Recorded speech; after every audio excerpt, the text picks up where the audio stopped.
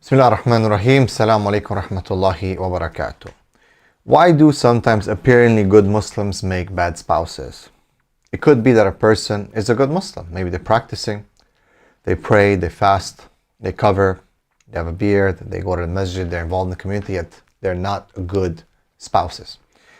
Many people make the assumption that just because someone looks outwardly religious, that they're inwardly religious. Also, many make the assumption that just because a person is religious and they're practicing properly, that they are covering all aspects of the deen, and marriage being one of them. Now, the fiqh of marriage, jurisprudence around marriage, is a specific science. Many of the ulama have made separate chapters for it. For example, Kitab al-Nikah, the book of marriage, which is a compilation of a hadith amongst the great ulama, scholars of hadith, that talk about the importance of marriage, anything related to marriage, intimacy sometimes, and many other things. Some have written books on this issue, like Sheikh Jibali, on precious sprouts and the about children, about marriage, about intimacy, and so on.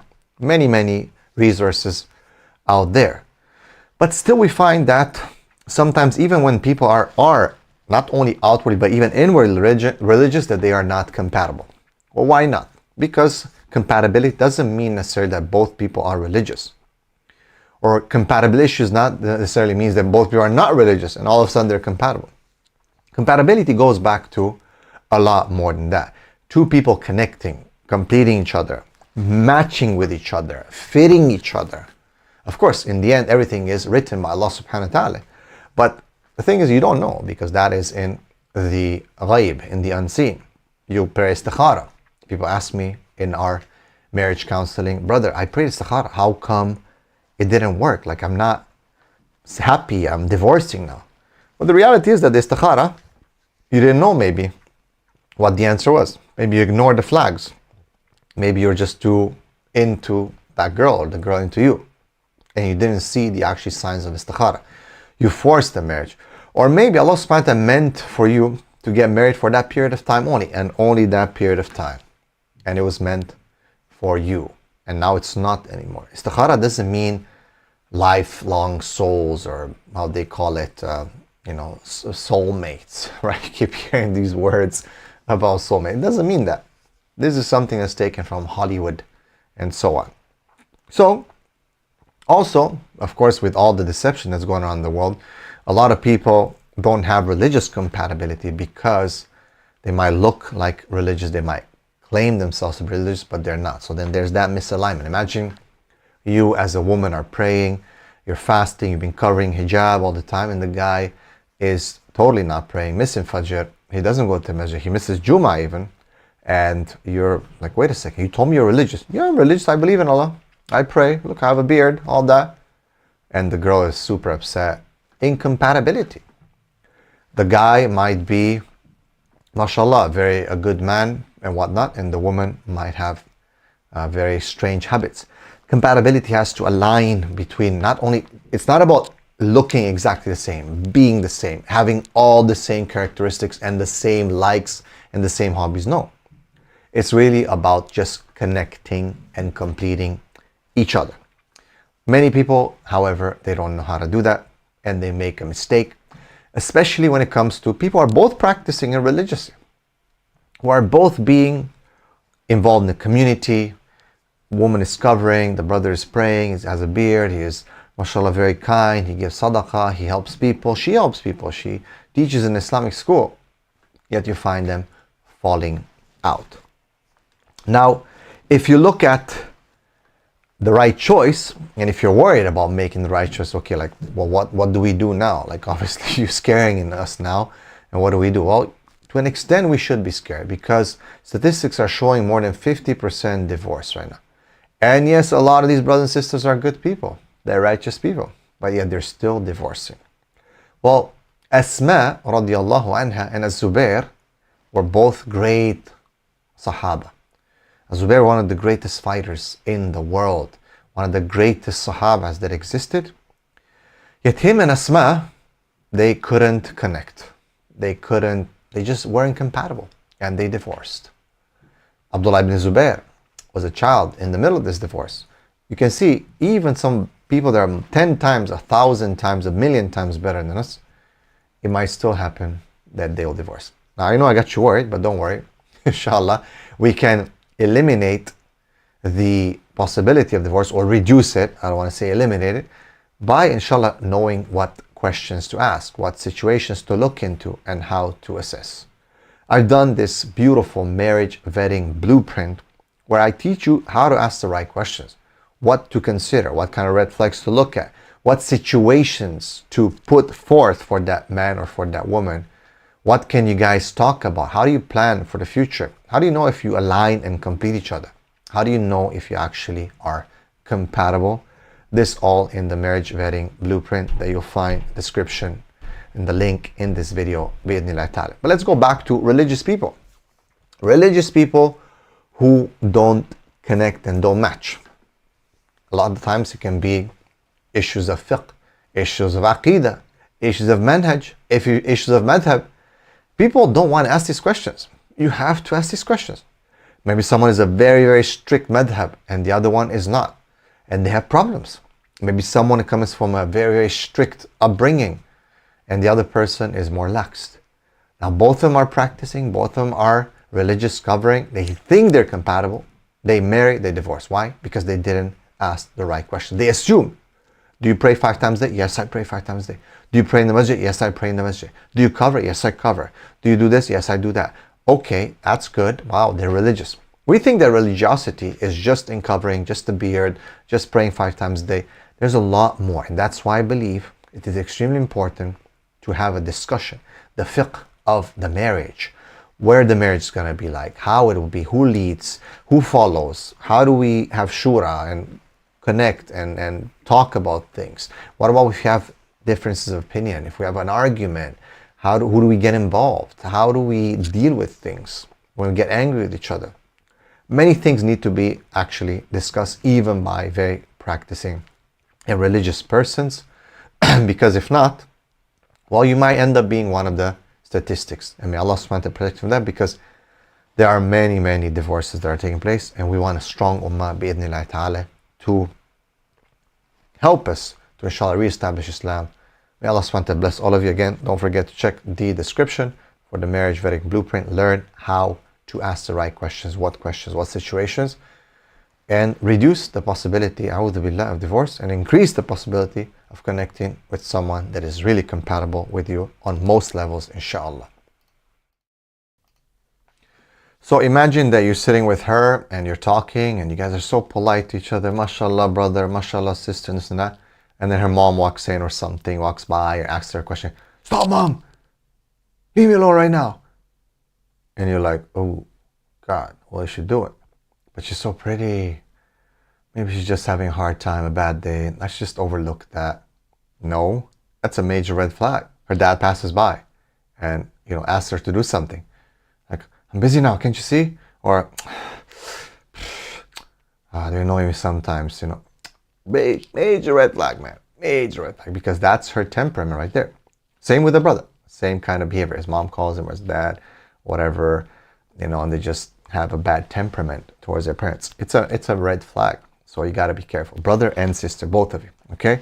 So disrespect those parents, okay? Too much focus on appearance on both sides. That usually comes to women, right? Makeup, like a lot of fakeness, a lot of filters. Brothers, they get so easily influenced by beauty. They think this is the standard of beauty. But you don't remember that once you clean it up, then you're going to have a problem.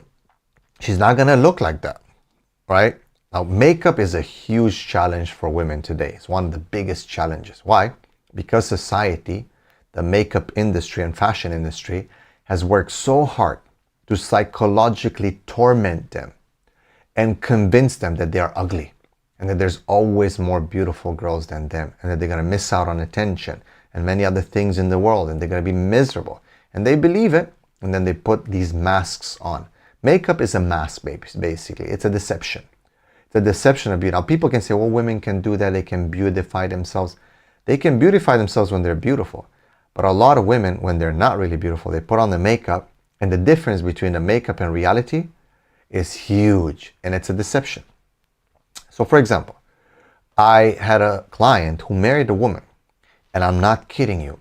After the night of marriage, when he saw her without makeup, he wanted to divorce her. Actually, he did end up divorcing her. First of all, because she had contact lens on, and he thought for some reason, and he was so silly, that she had blue or green eyes.